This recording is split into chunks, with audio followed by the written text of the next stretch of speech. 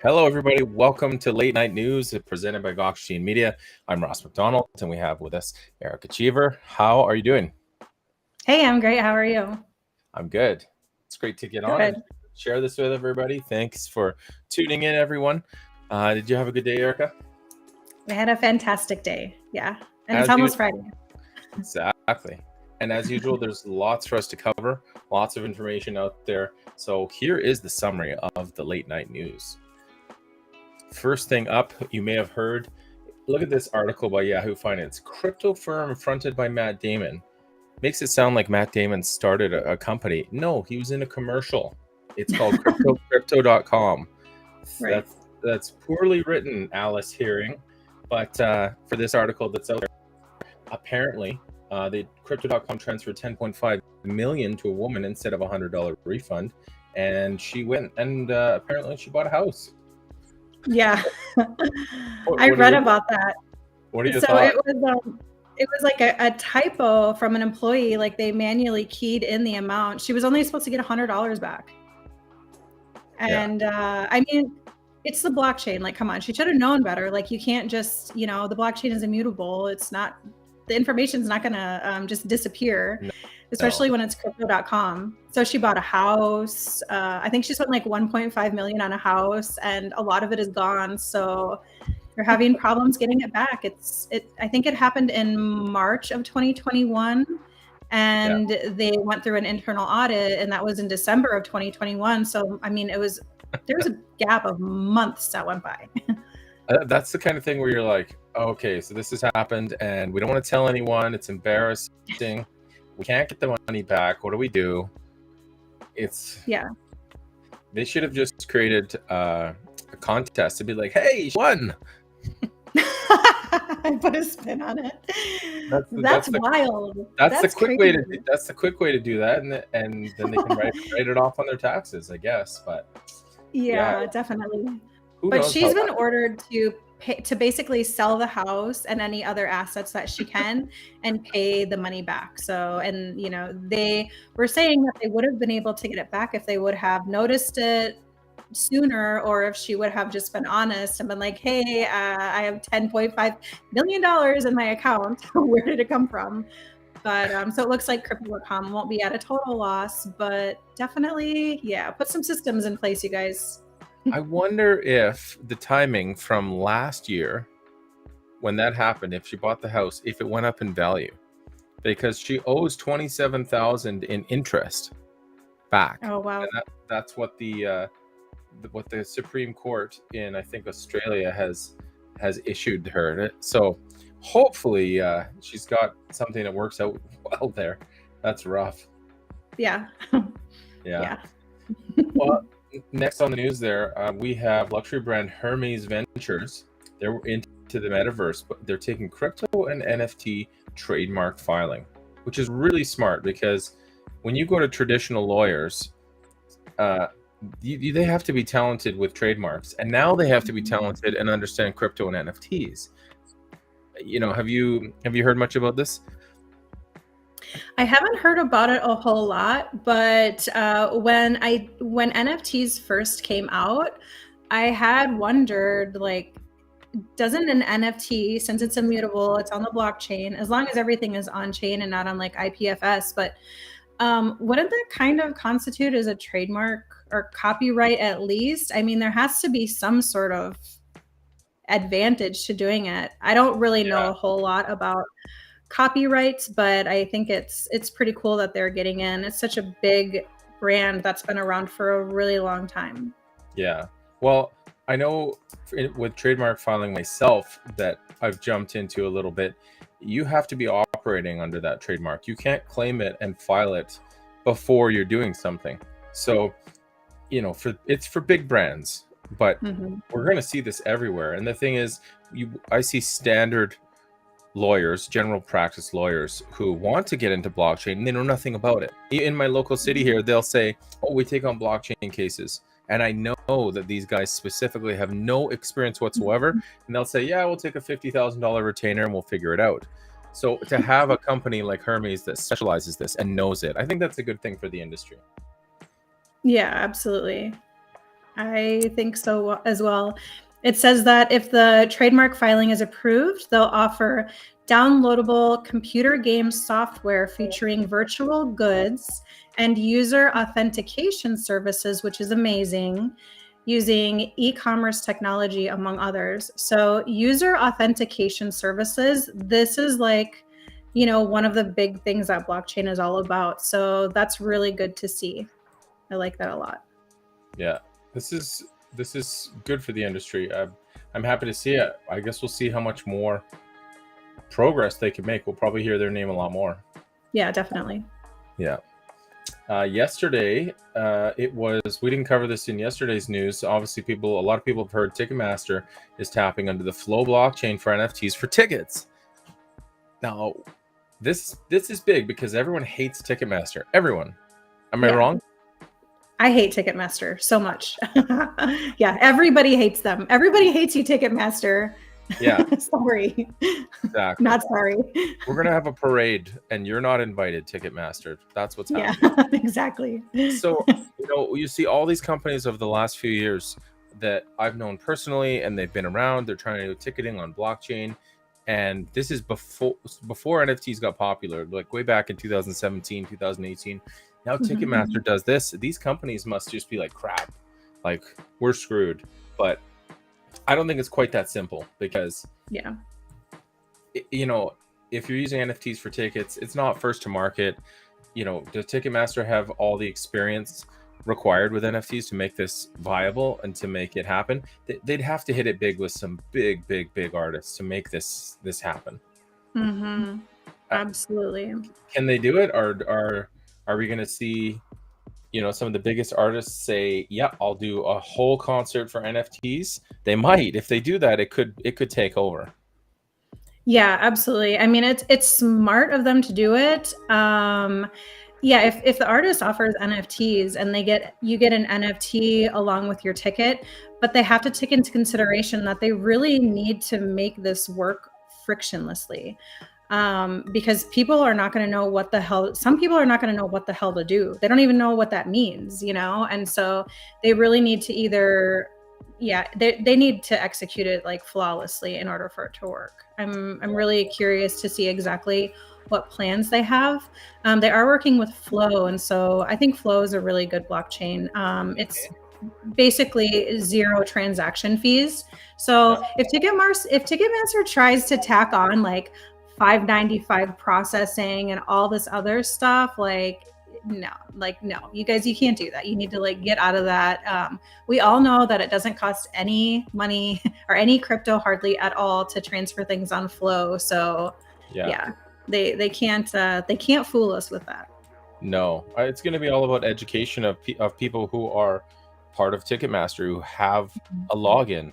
If these people get educated, they could do quite well with this. But Dapper Labs is backed by A16Z, which is like a VC company, and I'm seeing their name everywhere. Yeah. It's popping up everywhere. It's crazy. I think certain VCs behind these companies, they're literally throwing money at the industry and seeing where it will stick, and it's working. Yeah, absolutely. Yeah, they do some huge funding rounds for games as well, so they're everywhere. I mean, I don't know what the size of them versus like Animoca is, but I wouldn't be surprised if they are up.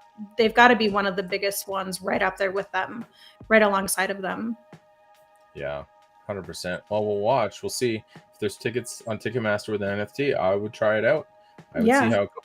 Hopefully, if I buy a ticket with an NFT on Ticketmaster, there's some sort of perk that comes along with that, or the next concert I get front of the line instead of other people, that's great. But if that doesn't happen, I don't see a huge benefit to this. Yeah, exactly. Yeah. And I think it'll all have to be like I mean, it'll all pretty much have to be mobile, I believe. Yeah. I don't know. Yeah. 100%. Yeah. Paper with a QR code? I don't think so. Yeah. It'll be interesting. So yeah, we'll wait and see how that develops, definitely. Yeah. Meta is now letting you post your NFTs on Facebook and Instagram. I would never have expected to see this on Facebook. I don't even use Facebook at all. Yeah, I very rarely do either. it's I just don't understand the migration between Facebook and Meta. Like, just kill one and stick to the other one. Mm-hmm. I guess it's confusing because I'm not on there all the time. Yeah, You know, exactly. what am I going to go on there and play Farmsville with some people's grandmothers? And what, do you have Farmsville NFTs? No. Oh, I fail to see the correlation to how this is going to take off the way they're deploying this. But Instagram, okay, that's a little different. Like, they could gain some traction there.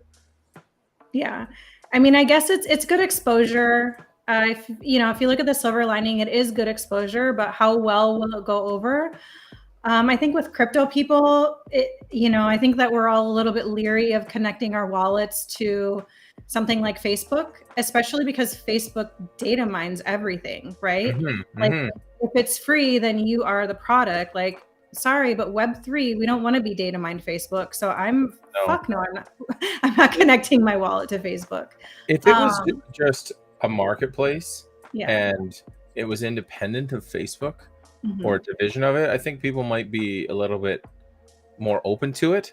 But again, if it was like a Meta marketplace, people might try it out. But because it's specifically Facebook, people don't trust that anymore. No, not at all. That's I think it'll go over with Instagram a little bit better than it will with Facebook. But I'm probably not going to participate in it. And just from like the consensus of like my friends that are on Instagram versus Facebook, it's better received over Instagram. Facebook, like, I feel like people just do not care at all. At all. No, nothing to do with it. Exactly. Yep. You were sharing with me earlier here, a crypto community slams DYDX webcam checks. So break this down for everyone, because you sourced this story for us. Yeah, definitely. So there's a crypto exchange, basically, and basically what they were doing is they were giving people 25 USDC, but only if you scanned your face to prove your identity. And people were like, no, we are not going to be doing this. And so it was met with huge backlash, and they actually ended up taking it out. So they're not doing that anymore. Honestly, I don't know why they thought that was a good idea, because people don't even want a KYC, right? No. The last thing that they want to do is give them their face, their biometric information, and scan their face just to get $25. Like, people are a little bit smarter than that. And I don't know who thought that was a good idea, but cringe. I like KYC thresholds. If you're using an exchange and you're doing under a certain amount of trading or withdrawals, a couple $100, $1,000, they don't need KYC. And you go over a certain amount, they say, okay, you need a little bit of KYC. If you're doing major trading, you could do a full KYC. I feel like that's not terrible. What do you think? Yeah, I'm not opposed to that so much, but the biometrics right now, not for something like this anyway. When I started signing up for exchanges in 2017, I knew that it was sort of ramping up, where it was going to get busier and busier. And I saw that happening in November 2017. And I was like, all right, I'm going to get all of this done so that I don't have to worry about it later. So I would sign up for, 20, 30 exchanges in a week. And you didn't have to do KYC. It was great. And I went through a lot of that trading period without having to KYC. And it was later that if you want to continue trading, you want to withdraw, you had to add in. So rather than doing that with 20 or 30 exchanges, you pick and choose. You can't. That's a huge security risk if you're doing that with a ton of exchanges. Yeah, I definitely don't like that. I'm pretty choosy with who I share my information with as well. So when will we have zero knowledge proof for KYC? When will it come? We've been talking about it for so long. We should be able to control our data, and we can't do it. It's ridiculous. We've been talking about it for years. There's 50 companies trying to deploy it. Nobody does it. Everyone's funded. That's a bad look. Yeah, absolutely. But we're ready, you guys. We're ready for zero knowledge. Bring it on. So here we're over to OpenSea NFT stats. Take it away with your highlights. Yeah, definitely. So Bored Apes is down to 12. I always use them as kind of like an example when I first start out. They're usually at like number 1 or number 2, but they've been like falling back so far. Hmm. This RTFKT clone is at number 1. And then we have the Digi Genesis. And this was actually a free mint. It's gone down a little bit. It was at like 14.5 the other night, but this is going to be tied to a game, which is exciting. And the game actually has like $200 million in funding. It's backed by a company that has a lot of experience with the games. And so I'm excited to see what exactly they do with it. But I have major FOMO that I missed out on a free mint that's doing so well. Yeah. And then we have the Women Ape Yacht Club. Have you dabbled into the Women Ape Yacht Club yet, Ross? I've looked at it and I keep meaning to, and I like it. I think it's really cool because with Board Ape Yacht Club, what's the percentage that are women apes in that? It's very small. Yeah, I don't know the percentage, but I know that it is super, super small. So yeah, I mean, they I look think cool. in BC, it's 3 or 4% of them are female, and now you have a whole collection, and it's awesome. Floor price is 0.06. I like it. It's great. Mhm. Yeah, it's not bad. The artwork is not bad. I took a look at a few of them, and yeah, I think it's interesting, and they're doing good. So kudos to them. Although I'm sure that there's some Bored Apes who are not happy about the derivative project being at number 3 when Bored Ape Yacht Club is at number 12. But But at least they didn't rip the artwork off, right? It's similar, but it's not been cloned. Yep, exactly. And then on Magic Eden, if we switch over there, we have D-Gods at number 1. And if anybody was following them, all of their accounts got suspended. I still don't even really know why or what happened with that. But then yesterday, they all got reactivated. So that's good for D-Gods. I mean, I really believe in that project. I really like Frank. He, I don't know him personally, but just from like listening to him in spaces and, the consensus around him, like being a good person and a great builder, I think that's really good that they all got reactivated. And I know that a lot of people, had a lot of money in it, or maybe they got in super early and now the floor price on them is 538 Solana. So for that just to be like ripped away from people, I mean, I think that's really sad. Yeah. Especially when seemingly they're not really doing anything wrong as far as like we can tell. And it pumped 10.88% today since they got that back yesterday. Yeah, definitely. Yeah, it was down like 50%. So once I got pulled, it did definitely go down, but it's nice to see that they're back up again. And then we have Acid Monkeys. This one I haven't looked into a whole lot, but they're doing pretty good. The artwork looks pretty crazy. I like it. It's like they look really mean, like kind of scary, but I like it. It's pretty badass artwork, to be honest with you. Yeah, you did a great job with that. And then at number 3 we have ABC Abracadabra.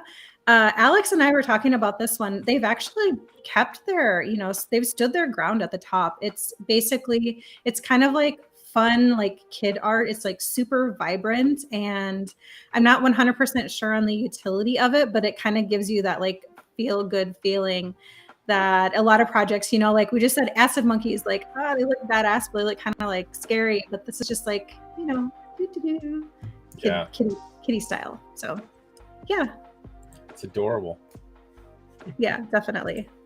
That's the NFT. And so NFTs, like, they change every single day, especially with Solana. Like, you never know who's going to be at the top. I think like OpenSea is a lot more consistent, but Solana is just, you never, ever, ever know who's going to be a new project in there at the top. And then the next day, like, you don't even see them. And so it's a lot more volatile, I feel like. Yeah. If you know what you're doing, volatility is your friend. But if you don't know what you're doing, you'll get absolutely destroyed. You get wrecked, friend. Wrecked. Yeah. I've been there. Yeah, me too. We all have. Well, that's it for the news tonight. That was fun. Yeah, absolutely. Oh, I did want to Yeah. say, I had my on-chain gaming show today. So I talked to Geno Pets. We had a really great conversation. It's a move to earn game. And you basically have this little creature. As you walk, you accumulate steps and you accumulate points for your pet. It levels up. So they have a lot of really cool stuff going on. I would definitely check that out. It was retweeted on the main Gokstein media account. So it was recorded. So go ahead and give that a listen. There was a POAP, but you had to be in the space to get it. So you missed out on that. But I do it every Thursday at 7 p.m. Eastern Standard Time. So yeah, hopefully you guys can make that and listen to the Geno Pet space. It was great.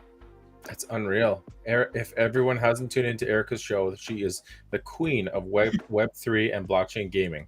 So you've got to tune into on-chain gaming on Thursdays. Yeah, thank you. I appreciate that. It's a lot of fun. Yeah. Well, that's it. Thank you, everybody, for tuning in. Thanks, Erica, for hosting with me. And we will be back tomorrow night to wrap up the week with the late night news. Yeah, definitely. Bye, you guys. Have a good night. Bye, Russ. Have a good night.